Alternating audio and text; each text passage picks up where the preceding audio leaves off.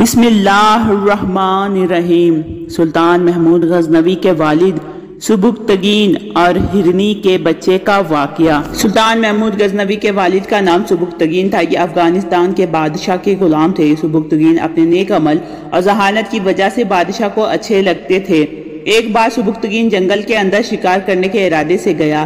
یہ سارا دن جنگل کے اندر ادھر ادھر پھرتا رہا، پر اسے کوئی شکار نہیں مل پایا۔ آخرکار یہ تھک ہار کر شام کو گھر کی طرف آ رہا تھا تو اسے ایک ہرنی کا بچہ نظر آیا۔ اس نے ہرنی کے بچے کو اپنے ساتھ پکڑ کر گھوڑے کے اوپر بٹھا لیا۔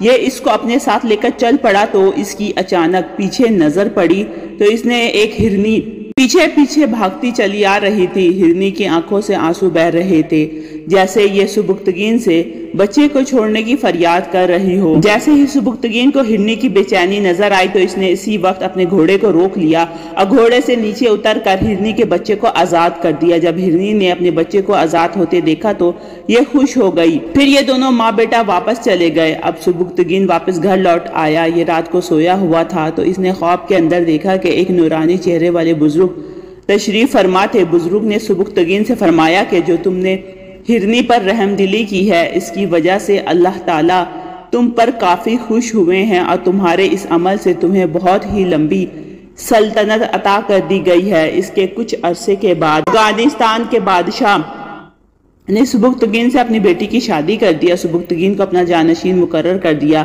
بادشاہ کے گزرنے کے بعد سبکتگین افغانستان کا بادشاہ بنا۔ ایک ہرنی کے اوپر رحم دلی کرنے سے اللہ تعالیٰ نے سبکتگین کو بادشاہت عنایت کر دی۔ سبکتگین دنیا داری سے کافی دور تھا، جبکہ اس کا بیٹا سلطان محمود دنیا دار تھا۔ یہ جوانی میں خوش مزاج اور خوش ذوق تھا۔ ایک بار محمود نے اپنی نوجوانی کے اندر ایک عالیشان محل بنوایا۔ اس کے اندر ہر قسم کی آرائش موجود تھی۔ اس نے اپنے باپ سبکتگین کو دعوت دی کہ اگر اس کا عالی شان محل دیکھے تو اس کا باپ اس کی دعوت قبول کر کے آ گیا۔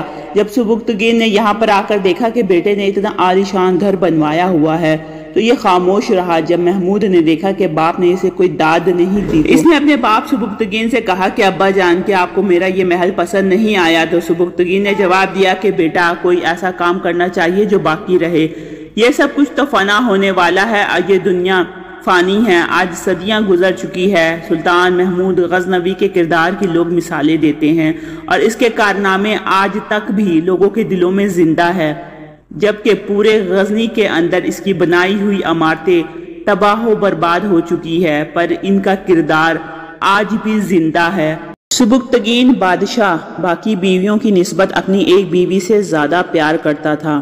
ایک بار اس کی بیویاں اکٹھی ہو کر آ گئیں اور آ کر اس سے کہنے لگیں کہ آپ ہم سے زیادہ اپنی فلاں بیوی سے زیادہ محبت کرتے ہیں، جبکہ ہم اس سے زیادہ حسین اور خوبصورت ہیں اور عقل کے معاملے میں بھی ہم اس سے زیادہ بہتر ہیں، جبکہ وہ ہم سے عقل میں بھی بہت کم ہے، پر آپ اس پر مر مٹنے کے لیے تیار رہتے ہیں۔ آخر اس میں ایسی کون سی صلاحیت پائی جاتی ہے جو ہم میں نہیں ہے؟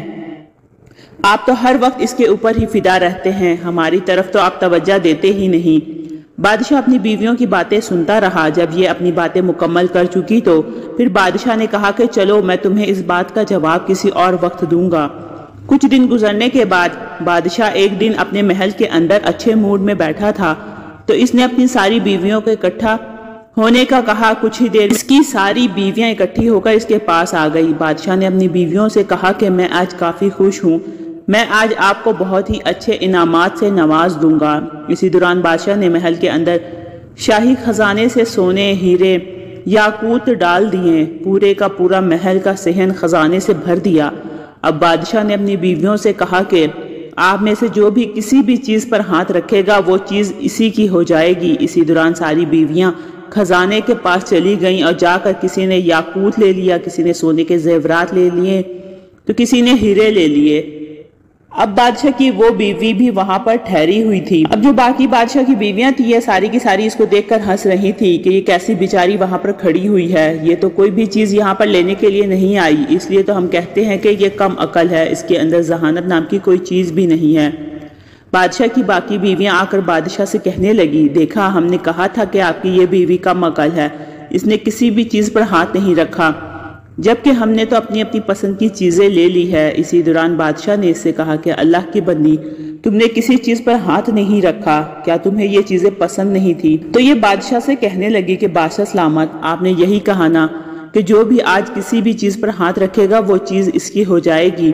بادشاہ نے کہا کہ ہاں میں نے یہی کہا ہے۔ اسی دوران اس نے بادشاہ کے کندھے کے اوپر ہاتھ رکھ دیا اور کہا کہ مجھے آپ چاہیے، جب آپ میرے ہو جائیں گے تو یہ سارا کا سارا خزانہ بھی میرا ہو جائے گا۔ بادشاہ نے اپنی باقی بیویوں سے کہا کہ دیکھا، میں نہ کہتا تھا کہ یہ کتنی ذہین اور عقل مند ہے، میں اس سے کیوں نہ اتنی محبت کروں، کیونکہ اس کی باتیں ہی کچھ ایسی ہیں۔ اس نے اپنے عقل کو استعمال کرتے ہوئے مجھے پا لیا، سمجھو خزانے کو پا لیا، پر آپ لوگ اپنی کم عقلی کی وجہ سے خزانے کے پیچھے بھاگتی رہیں جبکہ اس نے مجھے چاہا ہے۔ اس طرح کی مزید انفارمیٹیو ویڈیو کے لیے میرے چینل کو لائک اور سبسکرائب کریں۔ ملتے ہیں نیکسٹ ویڈیو میں، رکھیے گا اپنا بہت سا خیال۔ اللہ حافظ۔